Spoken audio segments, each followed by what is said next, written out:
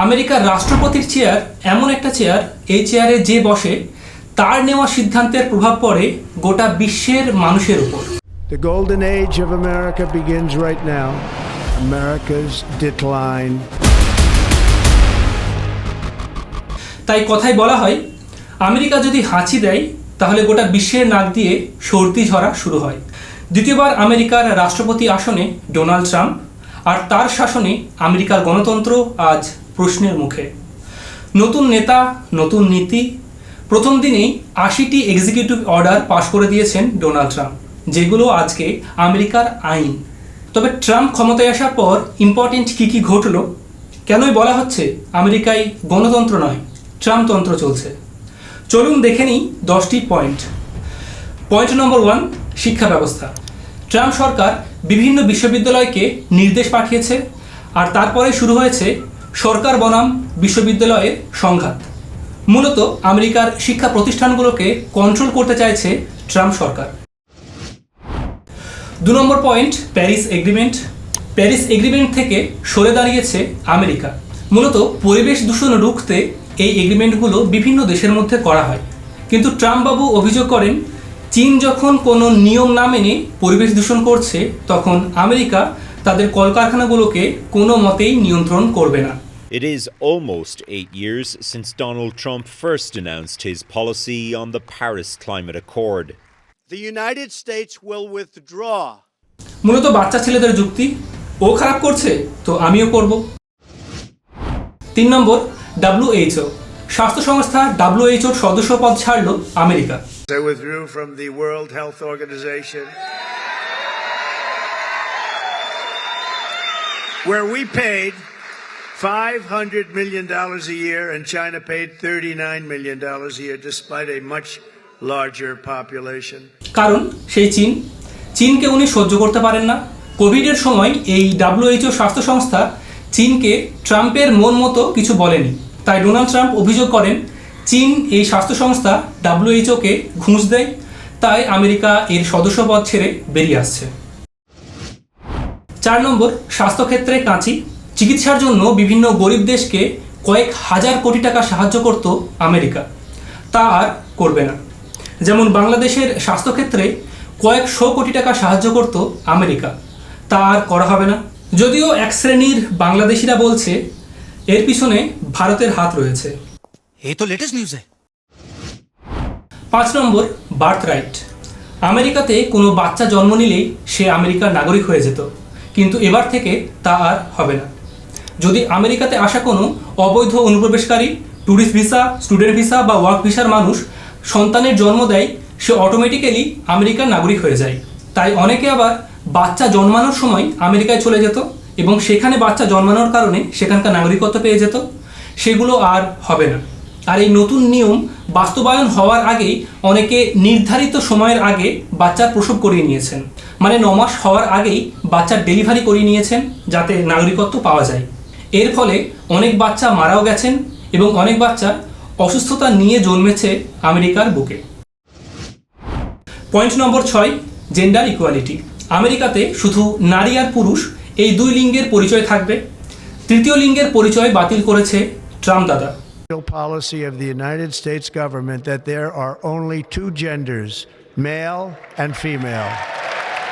আগে এই দেশের মানবাধিকার অন্য দেশের কাছে উদাহরণ হয়ে থাকত, আর এখন সেই দেশের গণতন্ত্র শেষ করে ট্রাম্পতন্ত্র প্রতিষ্ঠার পথে। পয়েন্ট নম্বর 7, রাশিয়া ইউক্রেন যুদ্ধ।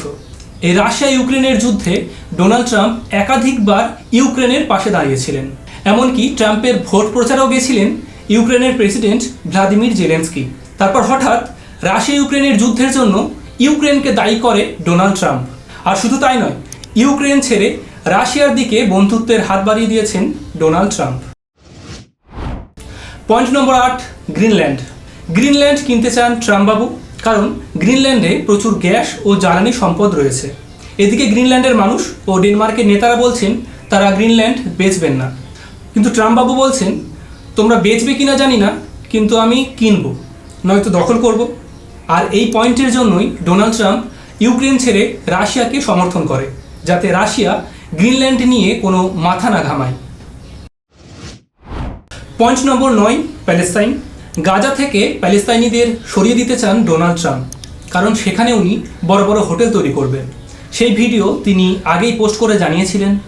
তিনি বলেন গাজাকে সাফ করার জন্য জর্ডন, মিশর সহ অন্যান্য প্রতিবেশী দেশের সঙ্গে তিনি কথা বলছেন, যাতে প্যালেস্তাইনিদের অন্যান্য দেশে বা অন্যান্য জায়গায় পাঠানো যায়।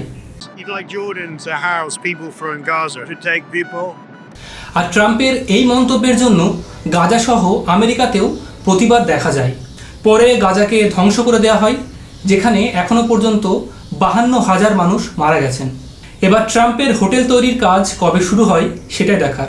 এবার আসছি ট্যারিফে। ট্যারিফ হচ্ছে এক ধরনের ট্যাক্স যা বিদেশি প্রোডাক্টের ওপর চাপানো হয়, যাতে দেশের প্রোডাক্টগুলোর দাম কম থাকে আর বিদেশি প্রোডাক্টগুলোর দাম বেশি থাকে। ডোনাল্ড ট্রাম্প ভারতের ওপর 26% ট্যারিফ বসিয়েছেন, যার জেরে এখনও পর্যন্ত 11,000 কোটি টাকার লস হয়েছে ভারতীয় মার্কেটের। ওদিকে চীনের ওপর 245% ট্যারিফ বসিয়েছিলেন। পরে যখন বুঝতে পারেন তাতে আমেরিকারই ক্ষতি হবে, তখন উনি সেটাকে 145% করে দেন। এতে আমেরিকার ক্ষতি কেন হবে সেটি বোঝার জন্য এই ম্যাপটিকে একবার দেখুন। চায়নার এই 15টি দেশের মধ্যেই সমঝোতা রয়েছে যে এই দেশগুলো যে কোনো দেশের মধ্যে প্রোডাক্ট বিক্রি করতে পারবে কোনো ট্যাক্স ছাড়াই। এর ফলে চায়নার কোম্পানিগুলো তাদের প্রোডাক্ট এই 15টা দেশের মাধ্যমে আমেরিকায় পাঠাবে। চায়না ছাড়া এই সমস্ত দেশগুলোতে যেহেতু ট্যাক্স কম, তাই মালের দামও কম থাকবে, আর চায়নার প্রোডাক্ট আমেরিকায় আগের থেকেও কম দামে বিক্রি হবে। ডোনাল্ড ট্রাম্প যেদিন থেকে এই ট্যারিফ ঘোষণা করেছেন সেদিন থেকে চায়নার জিডিপি বেড়েই গেছে আর আমেরিকার জিডিপি আগের থেকে কমে গেছে। মানে ডোনাল্ড ট্রাম্প চায়নার ক্ষতি করতে চাইছে, কিন্তু উল্টে লাভ হয়ে যাচ্ছে। আর এই ট্যারিফের চক্করে আমেরিকার মার্কেট ক্ষতিগ্রস্ত তো হচ্ছেই, গোটা বিশ্বের মার্কেট থেকে 10 ট্রিলিয়ন টাকা উধাও হয়ে গেছে। মানে গোটা ভারতের যা জিডিপি তার 3 গুণ টাকা। অনেকে বলছে ট্রাম্পের শরীরে ওই 60% জল রয়েছে আর 10% ইগো। ওনার এসবে কিচ্ছু যায় আসে না, উনি আগের মতোই একই রকমভাবে শাসন করে চলেছেন। আশ্চর্যের বিষয় হচ্ছে অস্ট্রেলিয়ার পাশে একটা ছোট্ট দ্বীপ রয়েছে, সেখানেও ট্যারিফ বসিয়েছেন ট্রাম্প বাবু। মজার বিষয় হচ্ছে সেখানে কোনো মানুষ থাকে না। এদিকে চায়না প্রতিবাদ স্বরূপ আমেরিকার লাক্সারি প্রোডাক্টগুলোর অরিজিনাল দাম কত সেগুলো প্রকাশ্য দেখানো শুরু করেছে। চায়নার সেই অ্যাপ টিকটক, তার দ্বারাই মানুষ এখন সেই সমস্ত ভিডিও দেখছে। সেই ভিডিও এখন আমেরিকায় viral. This is why this bag from our factory only cost you 1,000 USD. Have y'all seen that TikTok by the Chinese guy exposing how luxury goods are actually made? মানুষ এখন দেখতে পাচ্ছে আমেরিকার বিলাসবহুল কোম্পানিগুলোর যে সমস্ত লাক্সারি প্রোডাক্টগুলো রয়েছে সেগুলোর দাম 4-5 লাখ টাকা করে হয়, সেগুলো চায়নাতে তৈরি হচ্ছে 4-5 হাজার টাকায়। এমনকি আমেরিকা সরকারের যিনি স্পোক্সপারসন তিনি সাংবাদিক সম্মেলন করে বলেন যে চায়নার প্রোডাক্ট যাতে ব্যান করা হয়। দেখা যায় উনি যে পোশাক পরে বক্তৃতা দিচ্ছেন সেই পোশাকটাও চায়নাতেই তৈরি। এছাড়াও ট্রাম্পের সাপোর্টাররা বয়কট চাইনিজ টি শার্ট পরে ঘুরে বেড়াচ্ছেন, দেখা যায় সেগুলোও চায়নাতেই তৈরি করা। এদিকে আমেরিকায় বেশ কিছু স্লোগান এখন জনপ্রিয় হয়ে উঠেছে, যেমন এনিমি ফ্রম উইদিন, দেশের ভেতরেই শত্রু, যে ট্রাম্পের শত্রু সে দেশের শত্রু ইত্যাদি। আর এই সমস্ত যুক্তি সাজিয়ে আমেরিকায় যে কোনো মানুষকে যে কোনো কারণে ফাঁসিয়ে দেওয়া হচ্ছে। এমনকি 2020 সালে যে নির্বাচনে ডোনাল্ড ট্রাম্প হেরেছিলেন এবং বাইডেন প্রেসিডেন্ট হয়েছিলেন, সেই নির্বাচনের ফলাফল যিনি ঘোষণা করেছিলেন তাকেও এখন আমেরিকার শত্রু বলে চিহ্নিত করা হয়েছে। মোদ্দা কথা হচ্ছে আমেরিকার ঘরে ঘরে ট্রাম্পবাবু এই বার্তা পৌঁছে দিতে চাইছেন যে কোনো রকম প্রতিবাদ বা প্রতিবাদী চিন্তা যেন মানুষ না করে থাকে। কিছু মানুষ ট্রাম্পের মধ্যে ভগবানকে দেখতে পাচ্ছেন, আমারও সেটাই মনে হচ্ছে। ট্রাম্পের মধ্যে ভগবানই রয়েছেন, কারণ মনুষ্যত্ব তো নেই।